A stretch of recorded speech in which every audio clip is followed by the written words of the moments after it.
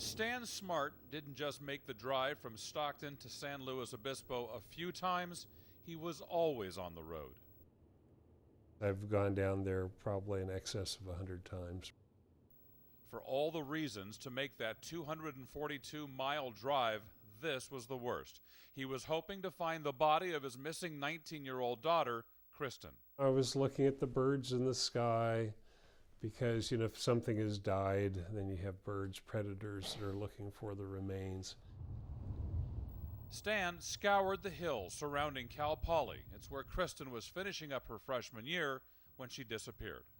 Crawled through so many drainage pipes and over, road passes. I was surprised I never found a vagrant or somebody that had died. Denise Smart doesn't use the word disappeared because it's widely believed Kristin was killed after going to an off-campus party and walking back to school with another student. Her body is still missing. Someone knows where she is. She did not, it was not a magic trick. She did not vanish into the air. She did not disappear.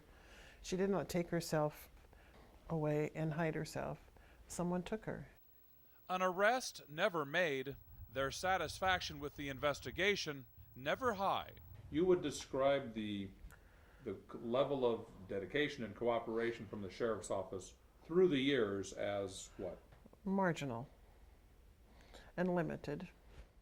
But it is after 15 years of agony, of not knowing what happened to their daughter, the Smarts finally have hope. Cautiously optimistic. We are, very happy with the communication with the Sheriff's Department right now.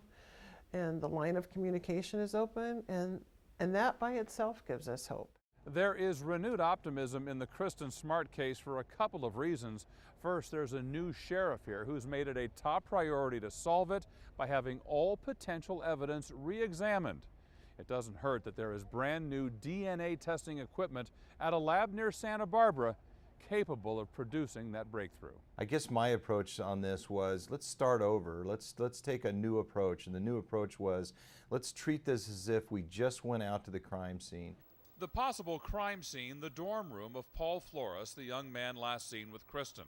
The problem, campus cops didn't treat Kristin's disappearance as a possible crime. Cal Poly allowed cleaning crews to prepare the room for new residents. The sheriff won't be specific about potential evidence, but the Smarts say a cadaver dog that was eventually taken to that room hid on a mattress and a wastebasket. What bits of potential evidence did exist are getting a fresh look. We pulled out one piece at a time in a complete sterile environment of evidence, and we re-examined that piece of evidence from every single item that had been collected in the case. We have a number of potential leads. Most importantly, we did identify some items that we felt, and I feel now, very optimistic that it might produce something. Sheriff Ian Parkinson says he's optimistic because DNA technology has come so far. And he admits it's for personal reasons the Kristin Smart case got his attention after taking office. Having children, having a child at an age that Kristin was when she disappeared, it resonates with you. I mean, you feel it. You feel what they're going through. That DNA testing could take months, and it could clear the most likely suspect, not put him behind bars. But for Denise and Stan Smart, at least one problem has gone away: communication. I see on your calendar Stan Smart's phone number.